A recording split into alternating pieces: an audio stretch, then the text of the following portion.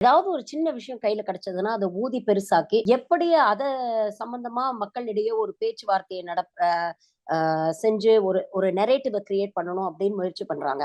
அதோடைய ஒரு இதுவா தான் இந்த பாகிஸ்தானோடது பார்க்குறேன். இல்லன்னா பாகிஸ்தான்ல இருக்கிற யாரோ ஒருத்தர் ராகுல் காந்தியோடைய பேச்ச வந்து ட்வீட் பண்ணி, ராகுல் இஸ் ஆன் ஃபயர்ன்னு சொன்னதுக்கு இவ்ளோ நம்ம ரியாக்ட் பண்ணணும் அப்படிங்கிற ஒரு அவசியம் இருக்கிறதா எனக்கு தோணல. ஸோ எல்லாமே வந்து மக்கள கோர் இஷ்யூஸ்லேருந்து திசை திருப்பணும் நம்பர் 1.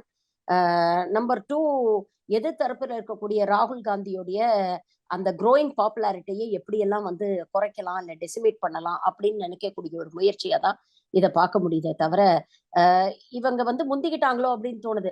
இவங்க வந்து இப்ப பாகிஸ்தான பத்தி பேசலன்னா, நாம எங்க சைனாவ பத்தியும், மோடி வந்து கோடிக்கணக்கான ஸ்கொயர் கிலோமீட்டர்ஸ் லேண்ட வந்து சைனாக்கு தாரவாத்த குடுத்தத பத்தி இவங்க பேசிருவாங்களோ அப்படின்னு பயந்துகிட்டு, பாகிஸ்தான வந்து இவங்க முந்திட்டு கையில எடுத்துட்டாங்களோ அப்படின்னு தான் தோணுது.